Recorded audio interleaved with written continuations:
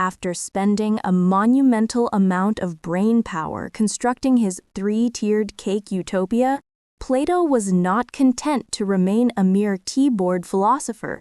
He was a man of action with ideals. He thought, "My design is so perfect, I must find a state to try it out." However, reality is always harsh. Plato's several attempts to implement his utopia in actual states were, in modern slang, massive public humiliation events. Either his time had not yet come, or his utopia was simply too impractical. After all, even the currency was made of iron. All his practical ventures ended in disastrous failure. Having botched politics, Plato immediately returned to his area of expertise, philosophy. He delivered a shocking truth to the world. What we see is usually fake. He argued that the world contains true forms and virtual images. Restricted by our environmental limitations, we humans see only the images daily. He even pessimistically predicted that once someone saw the truth and returned to tell everyone, the crowd would instead believe that reality is evil and the image is king. He famously told the cave edition of The Truman Show story. Imagine a group of prisoners chained in a cave. They are shackled tightly, forced to stare only at the wall in front of them. Behind them is a blazing fire whose light projects shadows of real objects onto the wall. Having only ever seen shadows, the prisoners naturally believe with deep conviction the shadow is the truth of the world. Plato then posed a soul-searching question. If one prisoner managed to escape, saw the real fire and the sunlight outside the cave, and then returned, covered in light, to tell the others, "Everything you see is fake, the real fire is behind you," what do you think would happen? Plato answered for the prisoners, they won't believe him. The prisoners' brains had been formatted by the images.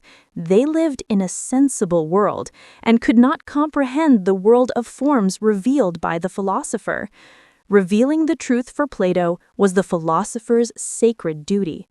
Plato then proceeded to distinguish between the eternal and immutable and the specific and temporary. When the philosopher king speaks of man, they refer to the abstract concept of a human being, a thinking, upright creature with a torso and limbs. This concept is eternal and immutable, regardless of whether the person is white, yellow, or black. But when we speak of this particular man, we refer to a specific, perceivable individual. Though he shares all the common characteristics of man, this individual is limited, temporary, and subject to passing away. The conclusion is this: the eternal and immutable resides in the world of forms. The specific and temporary resides in the sensible world. And anything that exists in the sensible world is destined to perish. Following this perishable logic, the material world that we perceive every day, the rising and setting sun, the wind and rain, is naturally not eternal. Since it is not eternal, it must have a beginning. It must have been created by an all-powerful God. This deduction by Plato makes one wonder if he had heard of creation myths similar to the Bible. After all, the Pentateuch predates him. However, Plato's cosmology remained largely Greek, as he believed this God-created world was rotational and mixed with the fundamental elements studied by earlier Greek philosophers: water, earth, air, and fire. Plato spent his life traversing the two worlds of form and sensation. To prevent humanity from falling into ignorance, he believed education was essential. What is the most terrifying thing? Plato said, not knowing one's own ignorance is double ignorance. Thus, he founded the famous Academy of Athens. Here he designed a well-rounded warrior training curriculum known as the celebrated quadrivium, 4 subjects: mathematics, geometry, astronomy, and music. The Greeks of the time had an almost fanatical admiration for geometry. believing it revealed the universe's perfect proportions. Consequently, a formidable sign was purportedly hung at the entrance of the academy: "Let no one ignorant of geometry enter here." Furthermore, perhaps influenced by Sparta, Plato required students in their youth to receive physical training to maintain a warrior's physique. This quadrivium plus physical education system profoundly influenced subsequent European education frameworks. In 366 BC, Plato was 61 years old. Just as Socrates had found him decades earlier, Plato welcomed his true heir, an 18-year-old youth named Aristotle. At this point, the three brightest stars of ancient Greek civilization, the Greek triumvirate, Socrates, Plato, Aristotle, were finally all assembled. But even as his academic career flourished, Plato's political practice crashed once again. The year before his heir arrived, 367 BC, Plato chose the small city-state of Syracuse on the Italian island of Sicily, intending to realize his utopia there. When the city's old king died and the new, young king took the throne, Plato traveled there for the second time, hoping to tutor the monarch according to his ideals. The result was, after nearly a year, Plato found that the new king simply did not like his ideal state pitch and completely ignored his teachings. He had to leave with a sigh of disappointment. But he didn't give up. About 6 years later, he made a third attempt, which also ended in failure.